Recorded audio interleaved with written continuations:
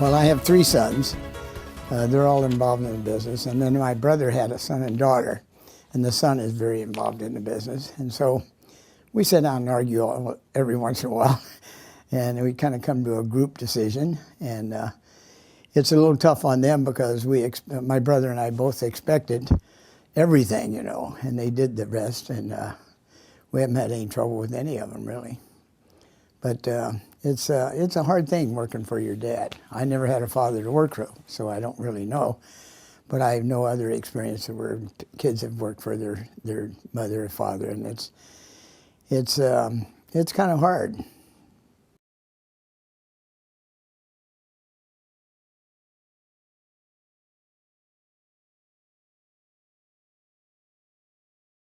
That's hard to do. You can fire other people, but it's hard to fire your own kids. I know people that did it. It's been a disaster for them, because it's severed their relationship with their kids and stuff.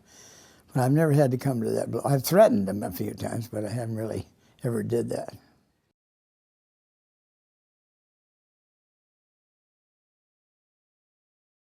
When we hire people, we don't think they're going to be there 20 or 30 years. This is a good stepping stone for them. A lot of kids have went on and did very good business. I was at a party the other night, a charity event, and a kid came up to me and says, "You don't remember me, but you fired me." And I said, "If I fired you, I would remember you." And he said, "Well, probably not. Your son probably fired." I said, "How did that happen?" He said, "Well, I was walking out a door with a cup of coffee, and your son came through the other side, and it spilled all over me, so I got mad at him and threw it at him." And I said, "Well," he says, "it was a good education for me working there. I worked there for quite a long time, and I enjoyed every minute I worked there because you guys were so nice and everything." And I said, "Well, how you doing?" And he says, "Well," he says, "I'm doing pretty good." And I said, "What do you do now?" He says, "I own some small markets." And I said, "Well, how do you compete with the other businesses?" He said, "Well, I do $2 billion a year." He had a good stepping stone there. But I found out later he transports fuel around California in trucks, so that's his biggest business. It's kind of nice to go back and hear from somebody that they kind of got started with us and they learned how we did business and they carried on through their life.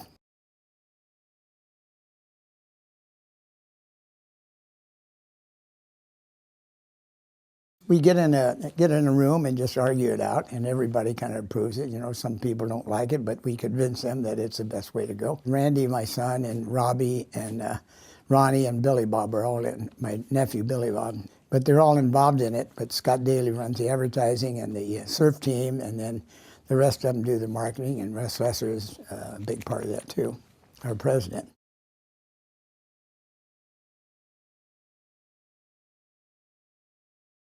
Well, right now, I don't approve anything because I gave all my stock to the children about 6 or 7 years ago. We gave them half many years ago. My brother was kind of fading out of the business, and he wasn't down there much anymore. And I thought, well, we ought to do this before this thing gets huge, and that's what we did. The guy that comes up with a good plan, they approve it, and if it's really a big deal, then we sit around and argue about it and stuff. But that's the way we do it. It's kind of a group deal, and we go in the room friends, we come out friends.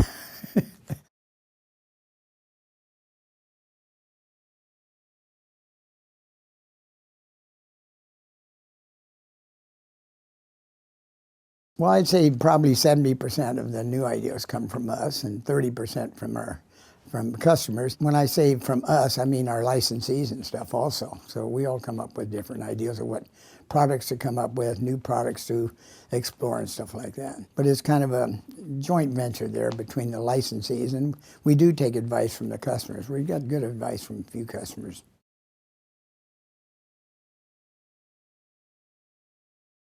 Well, they usually call me on the phone or write me a letter, and I answer every phone call I get. I don't throw them in the wastebasket. I at least call back and say hi. I may not agree with the person, but I call up and call him back. I think that's very important in business, is to return your phone calls as soon as possible, and I wouldn't have met you guys if I hadn't returned the phone call.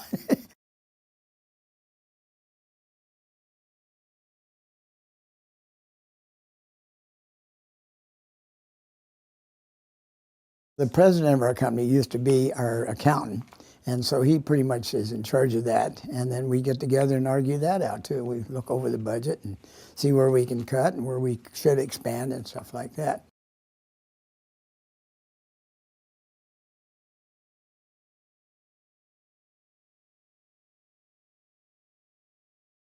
When we got together with a licensor that we had, and he turned out to be a great guy at first, and he didn't get enough of the royalties, and so we gave him, the first deal was a third for him and 2/3 for us, and he just said, I'm not making any money, I'm spending all my money on lawyers and travel and everything. So we said, okay, we'll give you 49, we'll keep 51. And everything that went downhill from there.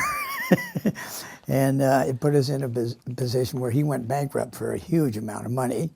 And everybody said, you guys should have just went bankrupt. You'd been over this problem. And we would have, but bankruptcy is not in my vocabulary, my mother's or my father's or my grandparents. We just don't like that word. And so we agreed to take on a great amount of debt. We're still struggling with that and struggle through that. And we kept our name alive and kept it good. Failure is not an option, you're right. It may be a learning experience, but it's not an option.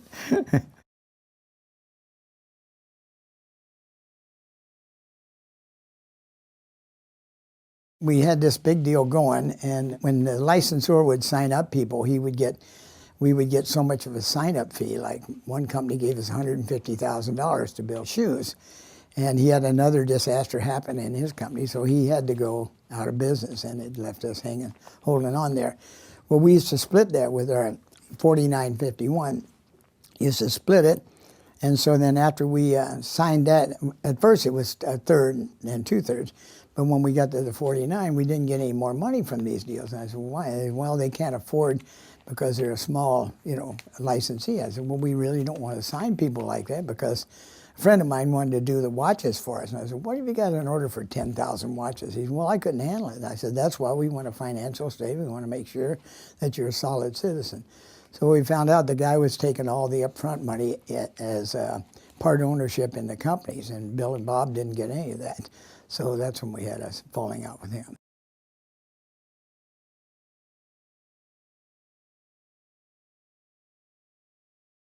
Ever since we moved out to California, when we first came out here, you couldn't swim from Manhattan Beach to Playa del Rey because the sewage outfall was pumping raw sewage out onto the beaches. And we did anyhow, but we got kicked off the beach many, many times. And we kind of got involved there and tried to do something about it. We had the first cleanup dive in King Harbor. I think it's the first one ever on the coast of California. And we sponsored that, our shop did. And I remember we had such a hard time getting it through the city council and city manager, and finally had to go to the city attorney. And he said, well, I don't think I'm going to approve this. And I said, well, now you want me to tell the Daily Breeze, which is a local newspaper, that the city is not interested in getting the harbor cleaned up. No, he says, I don't think we'll do that. He says, okay, we'll approve that for you then. So you had to push a little bit to get this thing done. So we had a huge cleanup deal. And then from that kind of spawned the Catalina Conservancy cleanup at Catalina Island. They have a chamber day where they donate all the money to the Catalina Chamber for treating the bends. But they pull out a ton of trash over there. And the only thing I disagree with them now is that the trash they pull out has all this stuff growing all over them. So I just want to get the things you can't see on the bottom of the ocean from the surface. And in fact, take all that trash out and dump it in a deeper depth and let all of those animals that are growing on there survive. If it's a reef then, it becomes a reef. And I'm having a hard time convincing them of that. But that's what I'd like to see done with the trash if it's non-toxic. If it's a battery or something like that, you take it out and dispose of it properly. But if it's a bicycle or a shopping cart or a boat or something like that, take it out in deep water where it can't be seen by the people that are going in the harbor there on their boats and stuff. But divers could dive on it and it'd be a good attraction for fish and lobsters and crabs and things like that. We'll make the most out of it.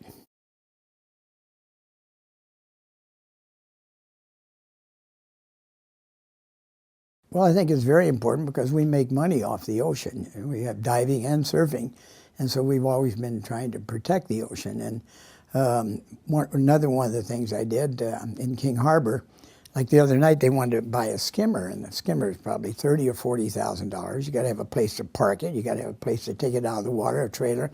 You got to have a place to repair it. So you probably have to have 2 men to operate it and another guy to repair it. And so it's a lot of money to the city, 3 full-time employees probably. And it won't work in our harbor because all of the trash goes into the corners of the marinas.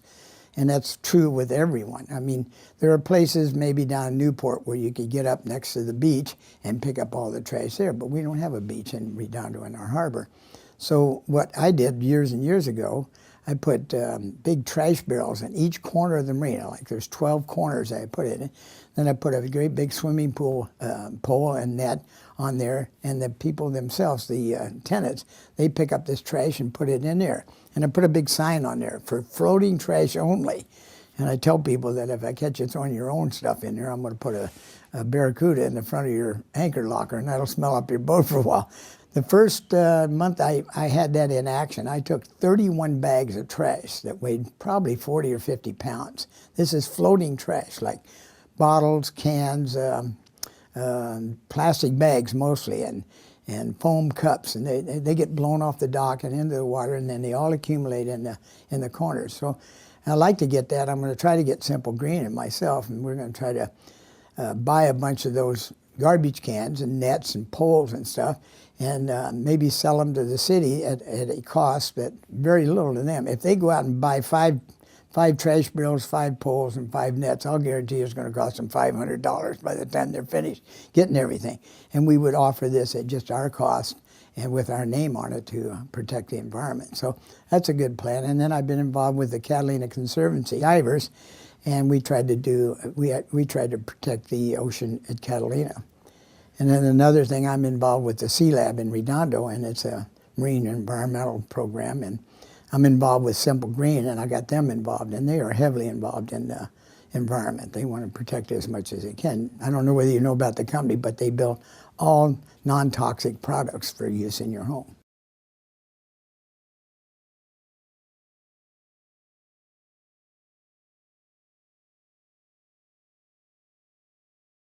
Well, we haven't changed our schools and the way we teach for 200 years, as far as I'm concerned. I think we ought to put the best teacher on the television screen and let her do a good job. Instead of the best teacher in the world teaching 30 kids, let her teach 30 million kids, and that's basically what you guys are doing.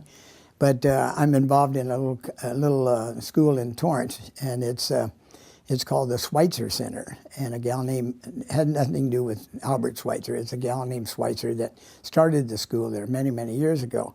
And I gave them boat trips, like 2 or 3 boat trips a year for charity, and each time it would raise probably $3,500. And every time I gave them a boat trip, we raised that. It didn't cost them anything. And take 20 people out on the boat and take them for a nice moonlight cruise, and they get all $3,500. And my wife and I provide the boat, the fuel, the ice chest, the deckhand, the skipper, and we take them out. And so we used to do 50 of those a year, but I didn't know what the Schweitzer Center was until I joined the board of directors. I hadn't been to the school or anything. I just heard it was a good deal and give some money to it, and I started doing that. And I said, I'll give you 1 trip at least until the boat sinks or I die. So I'm committed there to doing that. But they take care of kids that have dyslexic problems. And I'm trying to get Jay Leno involved because he has the same problem. 2 of the board of directors resigned, and they bought a school for us, a big industrial building, and they didn't make 1 single dime on it. And so then we leased the school back from them, and now we just sold the other school, so we're going to buy that school outright. We have 111 kids there, and only 78 of them show up for school regularly. And so I gave 2 boat trips every quarter for kids that improve their attendance and for kids that have perfect attendance. And I'll give 3 or 4 if that makes a difference. I'm also going to give a boat trip to the teachers because they're very low-paid teachers, but they're dedicated to our program. And these kids come in there and they don't have a future. We were sitting around the board room one night, and I said, everybody write down what they think the Schweitzer Center does. And I'm not, I'm not big with words or anything, so I put down, we save children's lives and we give them a future. And they adopted that. That's on the front of their little brochure they hand out. So I'm very proud of that, and we do. One of the stories I like to tell, we were at a golf deal where I gave 2 boat trips that night, but Maury Machado, he's an old newsman in Los Angeles. He was a master of ceremonies. And we usually have one of the outstanding kids in the school, and he comes and reads his graduation speech. And he'd never heard that old phrase Mark Twain said, there's no such thing as a bad speech as long as it's short. Well, he read for 15 minutes, and the guy I played golf with, which I didn't like because he cheated so much. He'd catch him openly cheating on the golf course. And he sat with us, and he kept saying, "Get the hook." Well, the kid didn't hear it, I'm sure. I hope he didn't. But people around us heard it. And so when he finally finished the speech, they just gave him a little clap like this, and he walked off the stage, and he had his chin on his chest, and you could tell that he felt he didn't do a good job. And Maury Machado, great guy, called him back up, and he said, "Did you write that speech?" He says, "Yes, I did." And he says, "You wrote every word by yourself?" He says, "Yes, I did." He says, "I thought it was a fantastic speech." And everybody, but this guy, this creep, everybody stood up and gave him a standing ovation. He walked off the stage with his head in the air, and I mean, he was really proud of what he did. He teaches deaf children now, so he became a great citizen and a productive one of our country. One day I was there, and a young guy was in there, and I said, "How do you like the school?" He said, "Well, I'm just enrolling today, and I know I won't like it." And I said, "Well, listen, I want to talk to you just for a minute." I said, "These people care about you. They're not going to let you fall through the cracks. They're going to care about you, and they will love you at this school, and they will teach you something to be a productive citizen." And his grandmother came over and said, "Now you listen to this man. He knows what he's talking about." And I said, "Will you just give it a chance for a month and see if you like it?" And 1 month later, I met him, and he says, "You were right, Mr. Meistrell." He says, "I really like this school. They really love me here. This is the first time I've ever had anybody care about me." And he was in our public school system where they just let these kids fall through the cracks, and it's just a shame. But we have a lot of success stories like that where we graduate 8 or 9 people a year, not very many, but we're making a difference. And that's what I'm concerned about.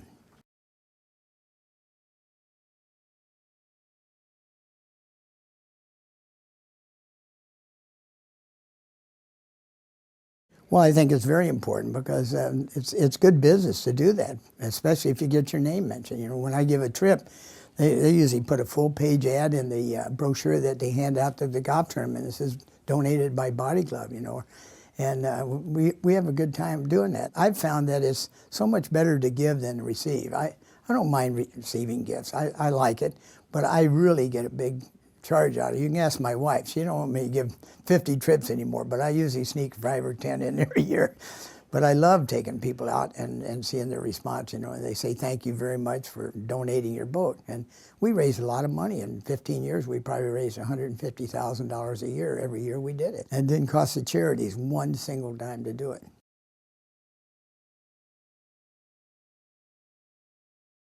I never badmouth any competition at all. Like Jack O'Neill's a good friend of mine. I like him very much, and I like all the other competitors. So I just say we make a better product than theirs.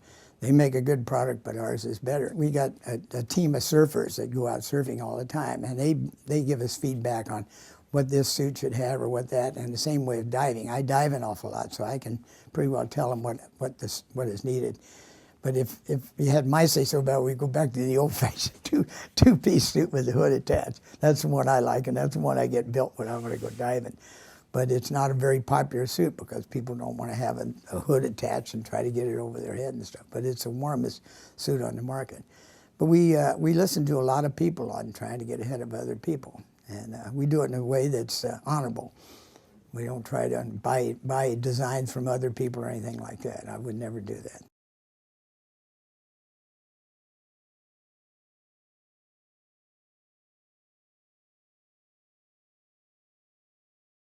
Well, like I made a measurement chart years ago when we first got started.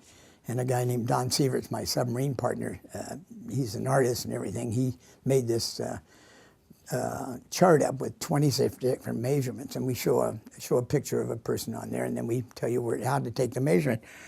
And people have taken and just put their card over my name in the left-hand corner and Xerox it and use it for their own. And that's been done many, many times. And there's a shop in the Los Angeles area named Dive and Surf. They couldn't even think of their own name. They had to copy mine. And then a lot of people have tried to copy Body Glove with the hand and stuff. And we attack them very furiously. We won't let them have any of that. If they got a circle around a hand, we go after them. Except for that one where the city uses it, you know. You can't hardly do anything about that.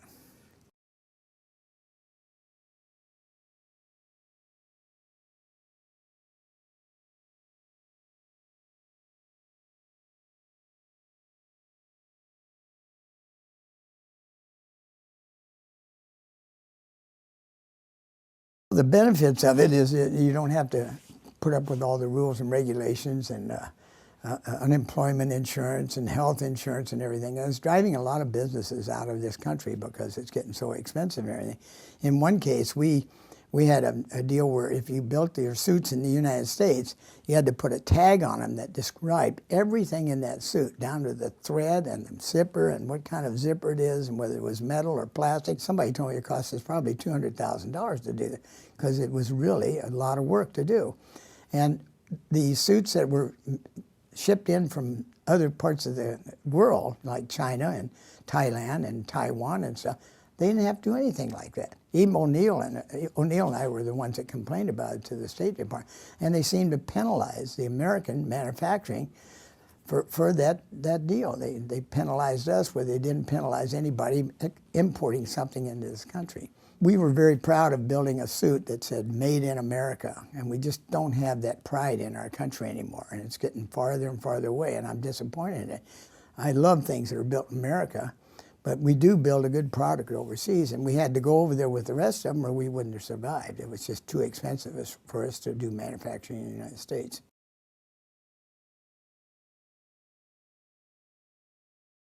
We want to make the company bigger and better so that all the employees make more money and my kids make more money. And we want to have a lot of fun in doing that. And we have some large-scale plans now where we're going to attack other things. We're going to try to get a couple more licensees going.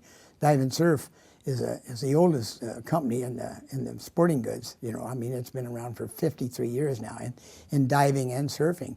It's older than any of the rest of them, and we haven't been able to do with anything with that brand. I was sitting with my son at lunch today, and we're going to get a hold of a guy that may be able to do something with it because it'd be a fantastic brand. It's the oldest one on the market, and we should do something with it. Not just one little store, but maybe hundreds of stores and get it bigger and better all the time. So that's my concentration now, right on that.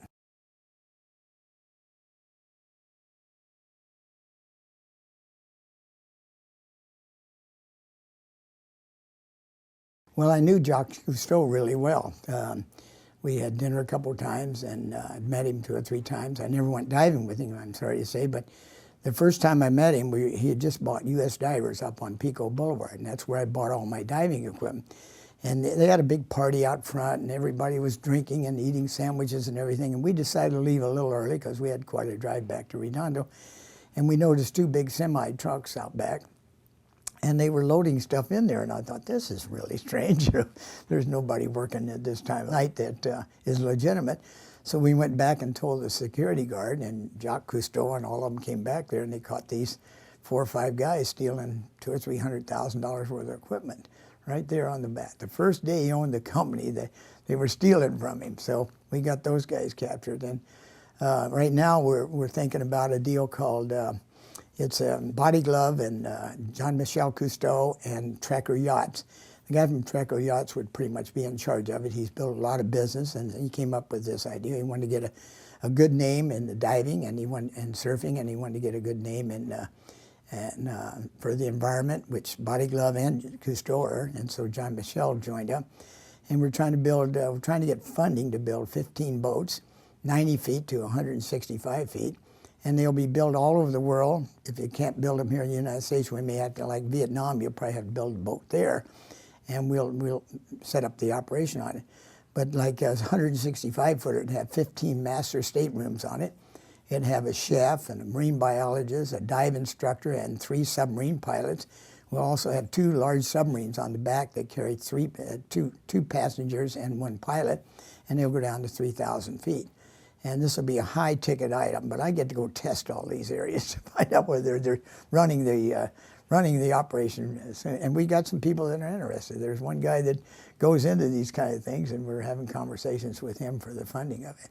I think it'd be a marvelous thing because I just saw a program where Branson, that owns Virgin Airlines, he rents his house in St. Thomas for $47,000 a night. I just couldn't believe it. So there are people out there that have money that would like to, and I'll guarantee you get somebody on there who's diving and they say, you can go down 1,000 feet for $1,000 in a submarine, they're going to go, because not very many people have been on submarines.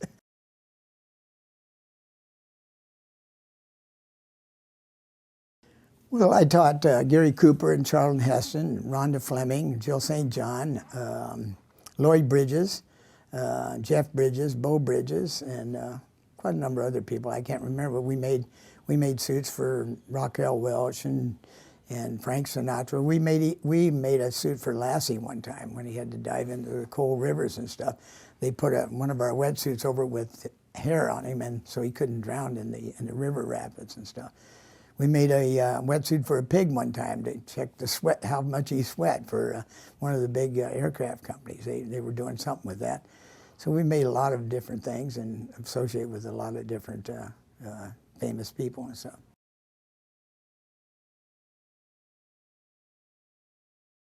Never. I like working. I really like working. So, but I'll never retire. I truly enjoy everything I'm doing. If I'm not enjoying it, I'm not going to do it.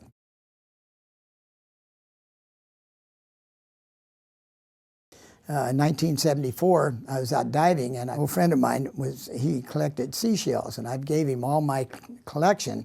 And before he died, he gave all my collection to somebody, and they donated them to Santa Barbara Museum. And I've only been able to find one when I'm up there, and I had thousands of them, but shells from the Galapagos Islands, Socorro Islands, all over the world. And so he sent me in with a bank bag, and he said, this guy collects little teeny shells you have to look at with a microscope. So he says, when you see a depression in a rock, just take the bank bag and swish all the shells in there and then send them to him, and he'll dig all the shells out of there. So I was doing that, and this hole kept getting deeper and deeper and deeper, and I just grabbed a hold of it and stood it up, and it's about this big, and it weighs 280 pounds, and it's got a perfect hole drilled to it, you know. And it's been eroded out over the years and everything, so I wanted that rock. I take my wife something every time I go diving, and then she lets me go diving again. See, that's the secret. So I took it into the shop, and I put it on the dock, and the people complained about it smelling so bad. So I took it up to the shop, and they complained there, but I owned the place, so I didn't care. And so Jim Hall sent a sample down to a fellow named Dr. Mariori down in San Diego. And he said it's a stone anchor, and it's probably 4,000 years old, Chinese. So a friend of mine found one, and he came into the shop about a year later, and so we compared notes, and we had the same lineups and everything. So his name's Wayne Ball when he worked at the gas company at the time. So we're in partners with this, and we did many experiments.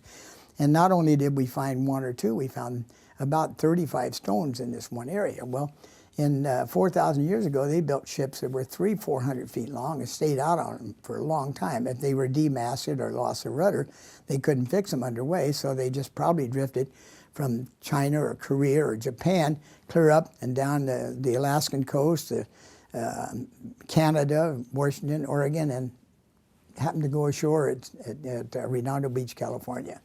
So we started this thing and got into it and everything, and we haven't been able to get anybody really interested in it. So I think if we get the Discovery Channel to do something with Cousteau, then we'll find out. Before I die, I'd like to know what they are. Well, funny story, I'll tell you, I went down to the University of San Diego, and we were going to a Julio Iglesias concert, and we were about 2 hours early, so I thought, let's go by and see Dr. Mariori. I've talked to him on the phone. I've got correspondence from him, but I've never met the man. So we went in, and the first thing he said, he says, I can only talk to you for 5 minutes. I've got to go to a very important meeting.